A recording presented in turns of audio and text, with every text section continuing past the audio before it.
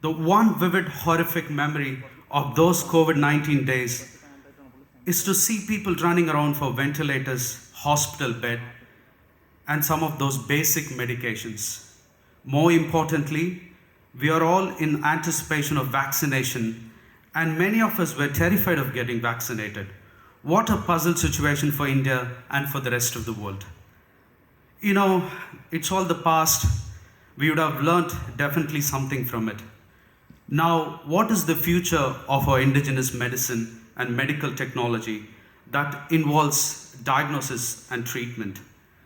As statistics say, 28% of the population in India do not have access to doctors. It's clear there's no infrastructure, no money, no medical technology in some rural areas of India. To add to that, 9.1% of urban India are likely to develop common health problems, causing major infections, marking up to 25% of hospitalized cases. Other major health problem that India is susceptible to is cardiovascular disease, marking up to 22% of the cases with endocrine and metabolic illness. A lot of surveys say a good population of India will suffer from obesity and the rest will have malnutrition issues. Hair loss will be a major concern in India among men. Let me start from the perspective of startups in India. An Indian startup, CureFit, has an innovative combination of fitness engagement, coaching, and delivery through the combination of online and offline channels. Cure AI builds a deep learning solution that aids physicians with routine diagnosis, treatment, and allowing them to spend more time with the patients.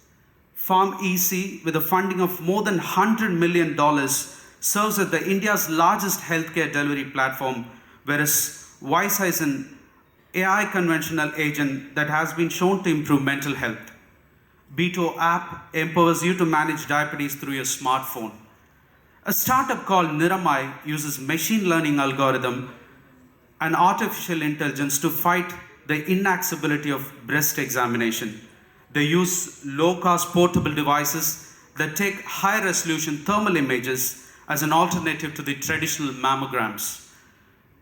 Cure Skin is an AI-powered application that provides dermacare using mobile phones.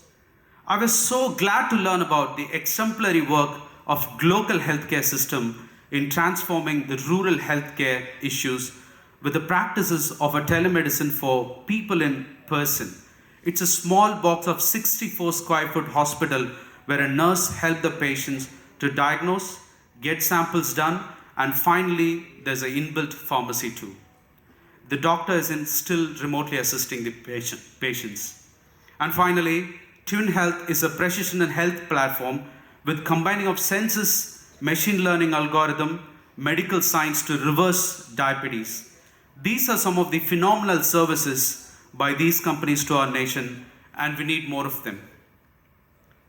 Now, comparing the startups in the field of medical technology in the United States of America or in the other parts of the world, pretty much do the same in different names. Well, the only difference could be they are technologically empowered than us.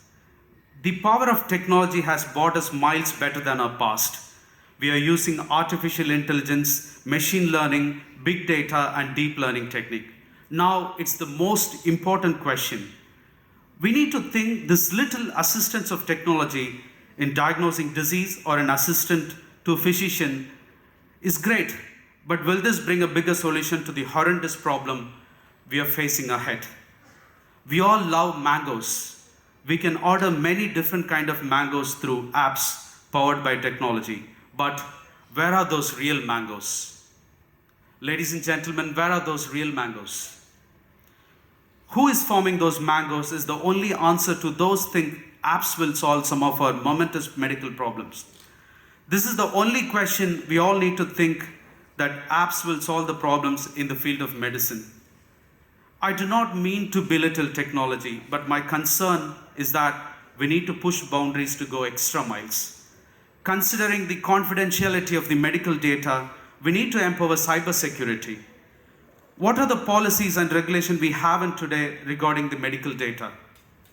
Now, algorithm, by far the past weeks have done so much miracles to the world, but sometimes algorithms are very scary.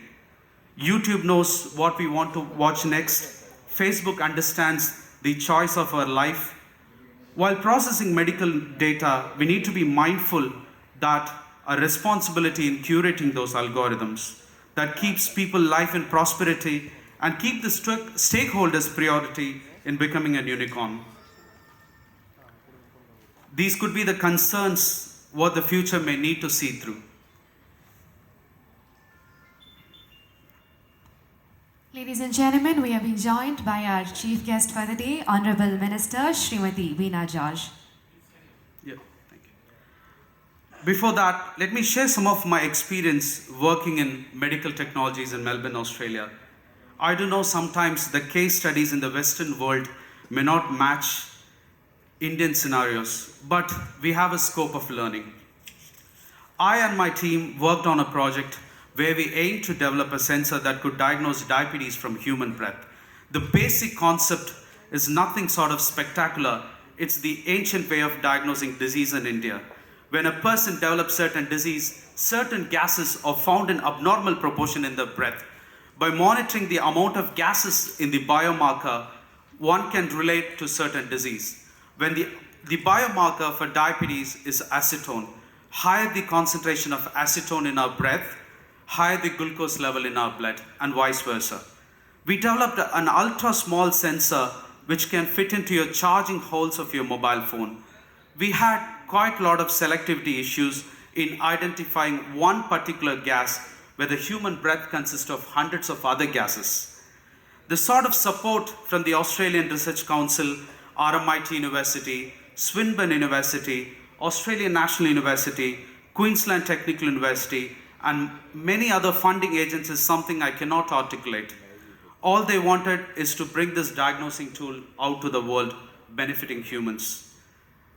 Our research is still on and loved and supported much by the Australian government. This work fetched me so many honors, from winning the Australian Global Distinguished Talent Award by the Ministry of Home Affairs to be one among the young 20 achievers under 30 years, and many more funding from Australian research grants. We're also working if we can diagnose breast cancer from human breath. When the coronavirus came, I formulated a principle that corona can be diagnosed from human breath. I'm one among 239 people who wrote to the WHO to declare COVID-19 as an airborne disease, and it was announced few days later I wrote to WHO. We need to embark such strategies. We need to stand with our startups collectively in supporting them in every possible way we can. I do know there are so much research going on in our country, from cancer medicine to future therapies. If we want solutions other than apps, we need fundamental research. And such potential research should be supported. We need consistency in research. We need to embark realistic research that can be translated into a final product.